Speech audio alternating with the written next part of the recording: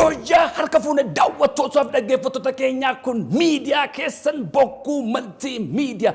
Bokkuun maltiimiidiyaa sagantaa qaanqee shawuu yeroo hundumaa sanbata dura galgala keessaa sa'a lamarraa akka lakkoofsa Itoophiyaatti eegalee keessummaa isinii furannee dhufnu har'as keessummaa ajaa'ibaa tokkoon isiniif qaba. Garuu kanneen sagantaa keenyaaf haaraa taatan YouTube chaanaalii keenya sabskraaybii gochuu hin dagatinaa. Sagantaa keenya ispoonsara gootanii daldala keessan beeksifachuu yoo barbaadan nuuf bilbilaa. Keessummaan keenya har'a dargaggeessa tokko sooshaal miidiyaa irratti agarra. Taalentii ajaa'ibaa tokko qaba. Dachisii qoomandoo magaalaa Shaashamannee irraa barbaanne finnee har'a istiidiyoo keenya keessatti waan baay'ee irraa hubattu kennaa inni qabu kanas dhaggeeffattanii akka cinaa dhaabbattan abdii guddaan qaba. Hundee bilisummaa maqaan isaa Hundee Bilisummaati. Hundee Bilisummaa gara waltajjiitti. Yooyyaa Hundee. Jirra. Akkam Sayyuma. Sariitii. Jirtu. Nageenyi badhaadha. Yakkamatti nooru. Baga nagaan dhuftee hundi. Baga nagaan eegda. Karaan akkam? Bareeda. Shaashamannee irraas ga'uun kiiloomeetira meeqa sirraa fudhate? Shaashamannee irraa aga asiitti kiiloomeetira 255. Wanna ta'u qaxxaamurree dhufne. Egaa bareeda ka. Jireenyi kee achuma? Achuma. Dhaloonni keessa achuma? Dhaloonni koos achuma. Barataadha? Ayyee. Kutaa meeqa baratta? Amma kutaa 11 baradha. Maqaa makee sirriidhaa Hundeen Bilisummaa?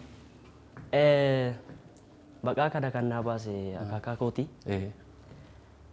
Egaa namni tokko maqaa tokkoon qabaatu hin beekta. Maqaa kana akaakayyuu koo Gabbitaa Eebbisoo Tashitee jedhama.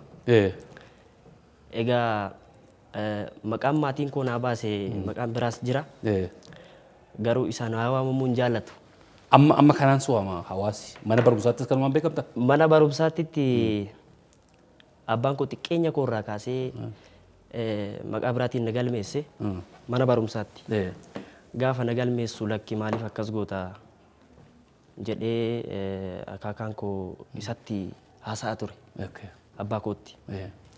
Innaa haasa'u erga galmaa'e amma kutaa 8 irratti hin jijjiirama maqaan. Innaa sana barsiisaan koo akka carraa ta'e hin dhufne ture dhukkubsatee ture. Kanaaf maqaanis otoo hin jijjiiramin darbe amma garuu yaalii irra jira akaakaan koo fedhii koo osoo hin taane hin jijjiirsisa jedhee maqaa dureessaadhaan na galmeesse abbaan koo. Dureessaa. Dureessaa jedhee galmeesse. Hundee dureessaa. Haa ta'uti waluma fakkaata. Akkas jedhee amma jijjiiruuf ta'a. Daawwattootaaf dhaggeeffattoota keenya egaa keessummaan keenya irraa akkuma na cinaatti argaa jirtan dargaggeessa Oromoo magaalaa Shaashamannee irraa kennaa ajaa'ibaa qabu sagalee isaa isin dhaggeeffachiifna. Sooshaal miidiyaa irratti agarree eebba adda addaa irratti yeroo inni weellisu istaayiliin isaa, akshiniin isaa, sagaleen isaa hundumaan goota keenya kan jaallannu qaalii keenya waaqayyoon lubbuu isaa kan jannataa nuuf godhu acee nutti fakkaate. Baay'ee irrifadhe uffannaan isaallee viidiyicha daawwannee walitti deebina.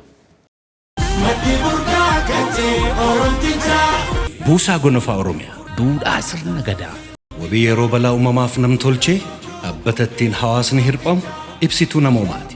Buusaan Gonofaa Oromiyaa akkaataa duudhaa wal gargaarsa aadaa boonsaa akkanaan haala ittiin gumaata keessan arjoomuu dandeessan isiniif mijeessee jira.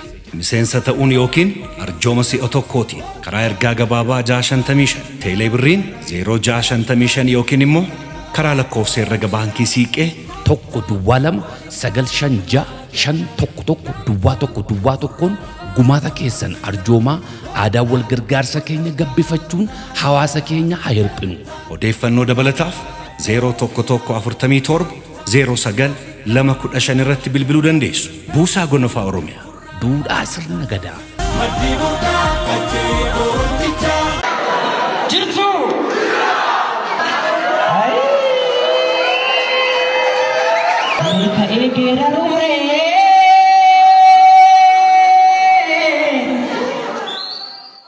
Yeroo weelluu kana weellis eessatti kun?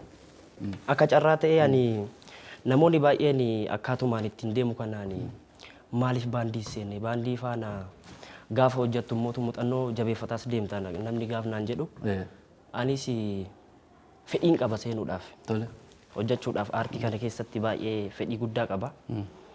Haa ta'uti yeroodhaaf barumsa wajjin naan mijanne Egaa wanti hundumtuu barumsa booda ta'a.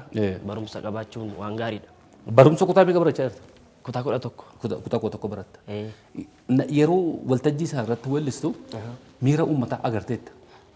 Akkaataa itti maanguddoon tokko ofitti si qabdee si ammattee si gallakkisuuf aadde. Dhugaa. Maaltu sitti dhaga'ama? Gammachuu guddaan natti dhaga'ama.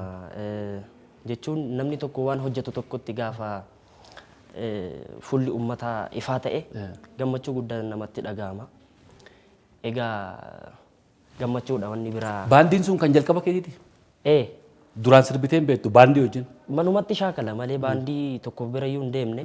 Garuu nama muuziqaa baay'ee beeku fakkaata jechuun nama muuziqaa keessatti guddate riitimii eeggattee gaafa weellistu.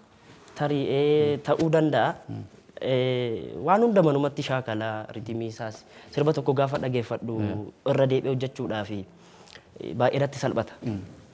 Kanaaf gaafa baandicha san bira deemus akkuma amma isin jettan kana muuxannoo guddaa nama iddoo biraatitti fudhatee dhufee fakkaata. Nama hawwisoo keessa ture wayii. Akkas jennaan lakka ani hin deemne. Kun jalqabuma kee taate waltajjii irratti ol baatee kan weellistu? Jalqabuma yaa. Akkasitti hojjetaa ture kanuma gaa. Viidiyoonni lammaffaa mana barumsaa eebba wayii Taekwoondoo keessatti weellista sunoo. Uffannaan kee illee istaayiliin kee kanuma haceeti. Itti yaaddeedhuma isa fakkaatteedhuma achitti waltajjii irratti mul'achuufi.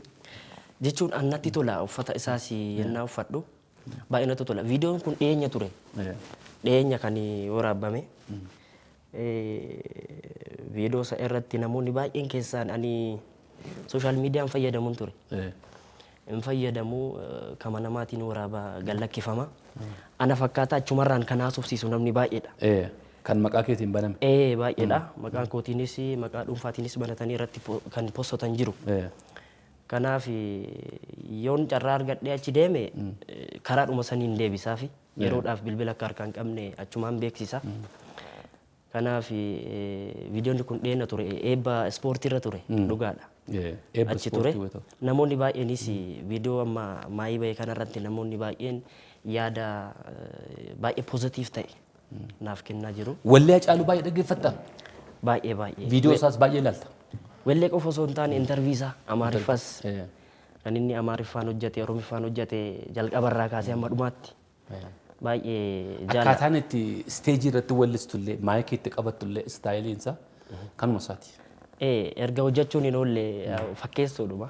Nama jechuun baay'ee waan sana hordofee sirriitti diiteeliidhaan keessa bu'ee ilaalaa ture fakkaata jechuun akkaataa namatti itti waltajjii irraa yeroo jirtu fa'aa jettus namni amma sin ilaaleen akkasumatti dhaggeeffate Hacaaluu fakkaata. Dhugaadha yaa shaakala guddaa waan na godheef ta'uu danda'a. Baay'ee jaalladha baay'ee amma jedhamu oli kanumaaf natti fakkaata. Sirboota isaa hunda sirbita? Hunda isaa. Waltajjii irratti? Hunda isaa nan danda'a. Kabiraawoo kan artistoota kamiiti kan? Artistoota isa qofa osoo hin taane artistoota Oromoo hunda baay'een jaalladha. Doktora kabajaa Alii Birraa, Qamar Yuusuf, Umar Suliima fa'aa dabalatee baay'ee jaalladha geerarsoo isaa. Baay'eedha artistoota baay'ee qabna si waamee fixuu hin danda'u. Joorji Abbuu? Joorji Abbuu baay'ee. Isa kan bilbila kee gannaa kenneef. Dhugaadha. Joorji Abbuu akka carraa ta'ee inni yeroo hundan dhufa viidiyoo waraabuudhaaf nu bira. Gaaf dhufuu isaan wal arguudhaaf baay'ee hawwii guddaan qaba. Garuu naan mijatu akka carraa ta'ee yennaa baandii biiftuu birraa jedhama baandiin ani itti seenee dhiyeenya kanatti hojjetaa ture. Achi deemu Singitan jedhamti. Singitan eeyyee. Singitan ishiitu ani hin beekne ture. Sagantaa yoo hojjannee deebina achirraa iddoo wayii sin geessan jettee hoteela qobateera inni. Hoteela san gaafa deemnu Joorjiyaas dhufee jira isaan wal si barsiisaa naan jette. Baay'ee gammade. Maaliif adi artistii yeroo jalqabaa argedha. Jalqabuma kee isa garte? Yeroo jalqabaa. Kanaaf of to'achuun dadhabe. Miira baay'ee gammachuun natti dhagahame. Isa bira gaafa deemnu wal barannee baay'ee innis kana dura viidiyoo irratti na beeka. Viidiyoo irratti na argeera.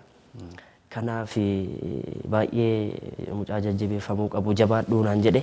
Bilbila kee baay'ee barbaannee dhabnee isa bira argan.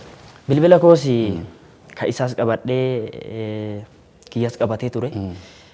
Akka carraa ta'an immoo bilbilli isaas na jalaa bade. Bilbiluma wajjin bade. akkasitti baay'ee na jajjabeessaa ture. Erga viidiyooleen sun lamman gallakkifame uummata biraa maal dhageessa maal siin jedhu? Uummanni tarii akkuma amma isin jettan kana akkuma duratti isiniin jedhe waan na keessa namaa jiru dandeettii na keessa namaa jiru gadi baasanii gaafa ibsanii hamilee fa namaa kennu. Kanarratti immoo onnattee atis akka hojjettu si kakaasa.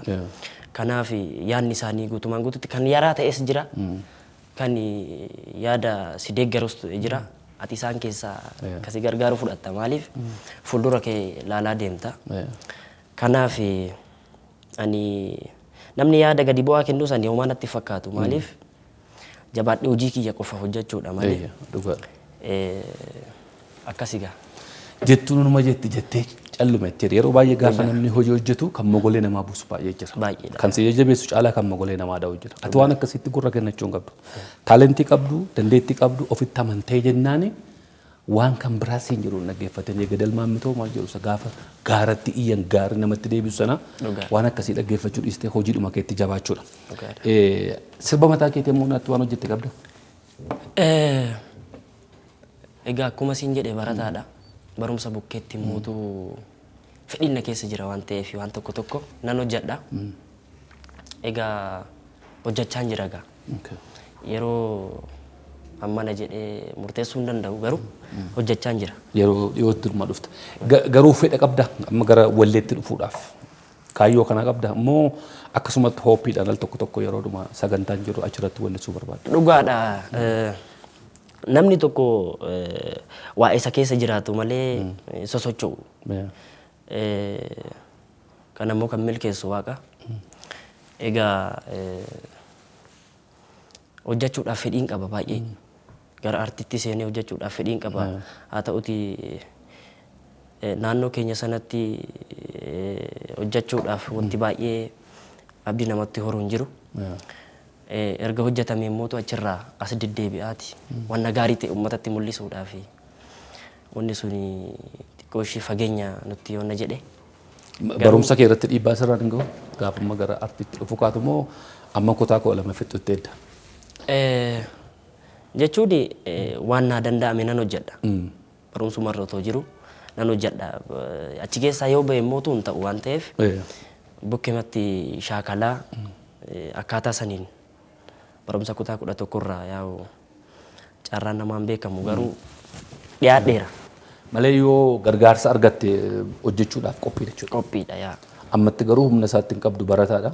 Barataadha.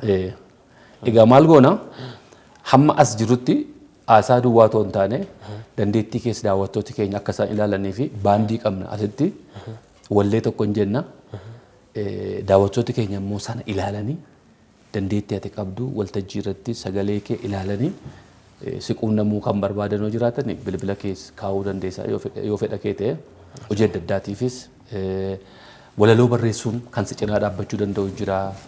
Istiidiyoo ispoonsara sii gochuu kan danda'u jira. Akka hojjettuuf taalentii ati qabdu kanatti yoo itti amananii gaaffii namaa maleessa namni gurbaa kana gargaaruun qaba kan jedhu numa argama. Kanaaf yoo siquunnamuu barbaadan eessaan si haquunnaman akkamittiin? Akkuma jettani bilbila koorraanis na argachuu danda'u. Yeroo dhiyootti bilbila nan qabadha. Karaadhuma saniin waa hunda sooshaal miidiyaa amma irraan fagaadhu. Maaliif baay'ee karaa saniin naasofsiisuu danda'u. Yommuu istiidiyoo keenyatti bilbilanii si gaafatan wal si quunnamsiifna. Siinii daayirektii namni si quunname ispoonsara si gochuu barbaadu kiliipii audiyoo waan barbaachisaa ta'een akka itti jajjabaattuuf jechuudha. Garuu sana dura maal gochuu qabna? Taalentii kee ilaaluu qabu. Dhugaadha. Kanatti akkam shakkii qabda? Shakkii hin qabu. Dhukkee irraa qabnani? Hin danda'amu. Manni maayinni dhukkee irraa qabna? Hin danda'amu. Kanaaf waan baay'ee si gaafachuun karaa irraati dhuftee ammas immoo deebitee deemuudhaaf jetta dhaamsa qabda. Dhaamsa uummata Oromoo maraaf nan qaba. Dhaamsi ani qabu egaa artistiin ija uummataati. Artistoota keenya isaan fuuldura jiran tikfachuudha maaliif kan duraatu of eeggannoo dhabuu keenyaan baay'ee yaaddoo keessa buunee yeroo hundaa amma yaada keessa galuu otoo hin taane wal tiksuudha. Bakka jiranitti wal tiksuudha. Isa fuuldura keenya jiru immoo jabeeffatanii hayyuu ofii wal dhageeffachuu wal utubuu kanan dhaama. Akkasiga.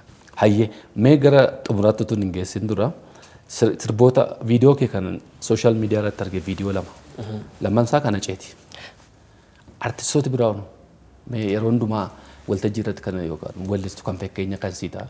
Ani ammaa fi dhugaa sa'uudhaa fi isteejii irratti yennaan hojjedhu egaa fuula namaatiin deemta. Maaliif kana naaseenii gaafa jedhu fa'aa odirqiteetuma seenta. Maaliif fedhii isaanii guutuudhaaf. Wellee sirbu fanatti himu. Maaliif waan jaallataniif. Natti himanii waltajjii irratti kanan sirbu garuu sirba Abbabee Abbishuu Tantaallee Bishaan Aroosee jedhu sana. Isas nan sirbaa sirboota Alii Birraa sirboota Qamar harka caalu garuu kan Hacaaluuti. Fakkeenya guddaa kan ta'u sun. Isuma dafees kan naa dhufus isa. Haa ta'uti garuu kaawwan bukkeetti qabu osoo hin taane hundas nan jaalladha. Hacee waan lubbuun nu biran jirreefis yaadannoodhaaf. Ana mataa koo yerootti sirba Hacee jirtu jettee geerara jalqabdu miira wayinatti kaasa. Kan ammoo atis waan beektuu fi yeroo hundumaa bakka isaa sana isa ta'ullee ta'uu baanne fakkeessineellee ittiin yaadachuu qabna waan jedhameef. Egaa namoonni sagantaa adda addaatiif waltajjiidhaafis maaliifis akka irratti hirmaattu dandeettii kee kana ilaalanii yoo si gaafatanii nu gaafatanii wal si quunnamsiifna. Garuu aniifatti sagantaa tokkoon addaan hin baanu. Kun amma hawaasa wajjin wal si barsiisuudhaaf.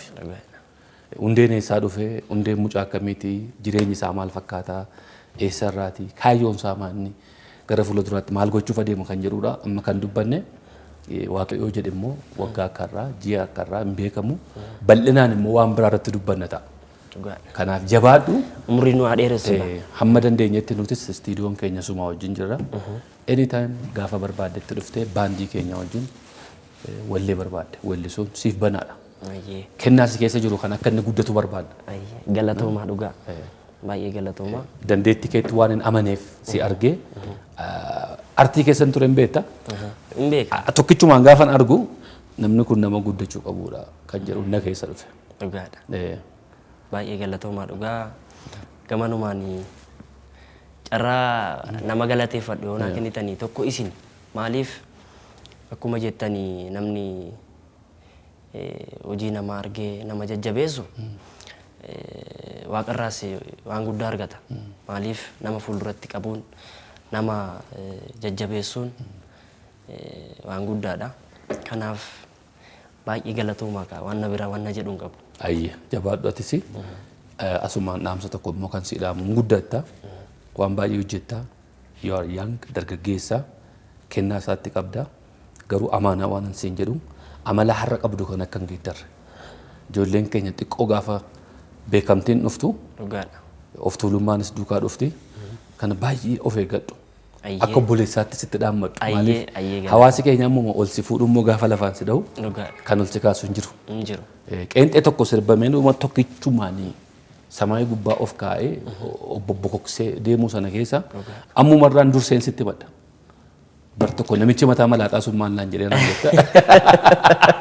Daawwattootaaf dhaggeeffattoota keenyaa gaa sagantaa har'a qabnu gabaabduu xiqqoo tokko isinii furannee dhufne irraa kaayyoon keenya inni guddaan haasofsiisuudhaaf miti hundee wallee tokko akka inni isinii wallisuun barbaada.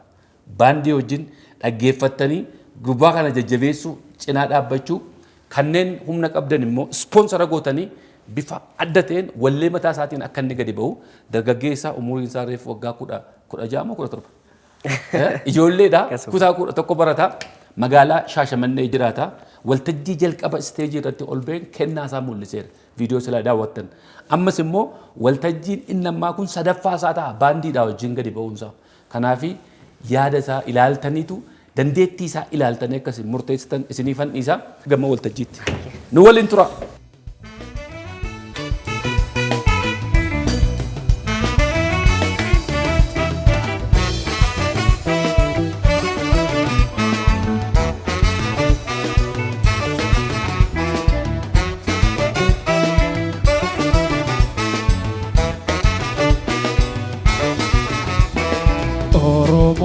isheen jaallu eenyummaa ishee fiduuti aadaa ishee guddisuuf oliif gadi kaati sabboontuu Oromoo isheen yommuu kooti isheen yommuu kooti.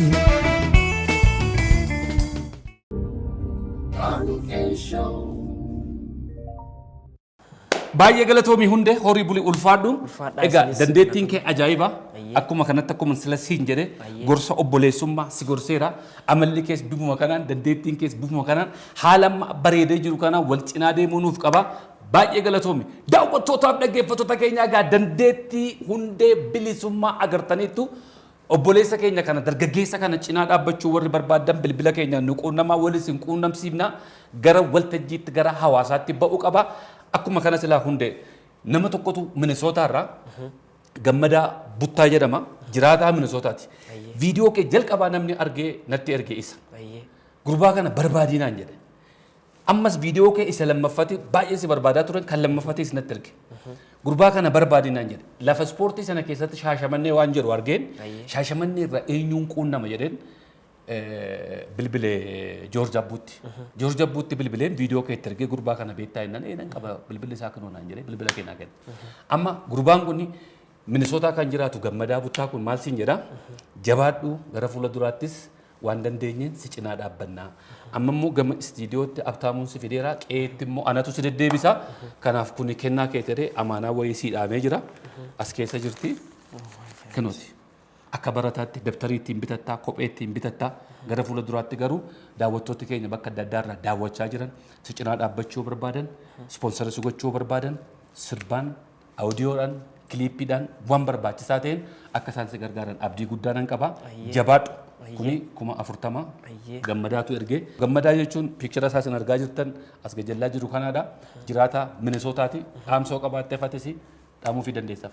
Dhugaa naa jiraadhu fayyaa qabaadhaa.